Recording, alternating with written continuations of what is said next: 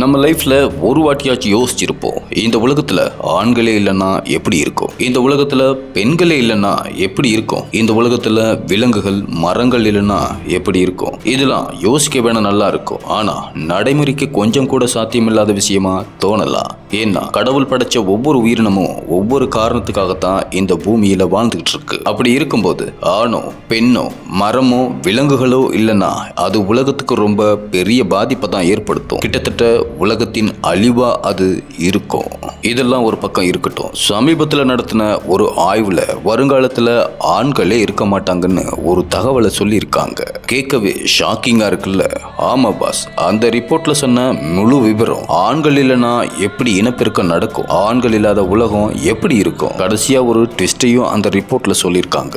அது என்ன, இதையெல்லாம் பத்தி தான் இன்னைக்கு வீடியோல பார்க்க போறோம். வாங்க. பொதுவா குழந்தைகளோட ஜெண்டரை தீர்மானிக்கிறது அவங்க அப்பா அம்மா கிட்ட இருக்கிற குரோமோசோம்கள் தான். ஆண்களுக்கு XY குரோமோசோம்கள் இருக்கும், பெண்களுக்கு XX குரோமோசோம்கள் இருக்கும். தாய் கிட்ட இருக்கிற XX முட்டையில அப்பா கிட்ட இருந்து வர்ற X ஸ்பெர்ம் சேர்ந்தா பெண் குழந்தையா பிறக்கும். அதுவே அப்பா கிட்ட இருந்து Y ஸ்பெர்ம்ஸ் வந்து அம்மாவோட முட்டையில சேர்ந்தா அப்போ ஆண் குழந்தை பிறக்கும். இப்படித்தான் முதல் மனுஷன் தோன்றினதுல இருந்து இப்போ இந்த நிமிஷம் பிறந்த குழந்தை வரைக்கும் பல மில்லியன் வருஷமா நடந்துகிட்டு வர ஒரு ப்ராசஸ்.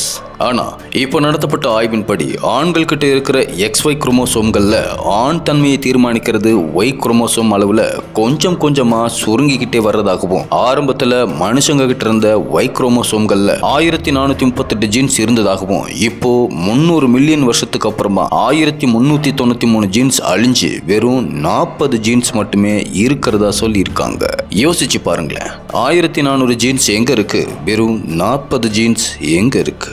இப்படியே போச்சுன்னா இன்னும் சில 100 ஆண்டுகள்ல Y குரோமோசோமே மொத்தமா அழியவும் வாய்ப்பு இருக்குன்னு குறிப்பிட்டிருக்காங்க. இவங்க சொல்ற மாதிரி ஒருவேளை Y குரோமோசோம் அழிஞ்சு இனி ஆண்களே பிறக்கலன்னா வெறும் பெண்களால மட்டும் எப்படி குழந்தை பெற்றுக்க முடியும், எப்படி அடுத்த சந்ததியை உருவாக்க முடியும்னு ஒரு கேள்வியும் வருது. அதுக்கான பதிலையும் விஞ்ஞானிகளே சொல்லியிருக்காங்க.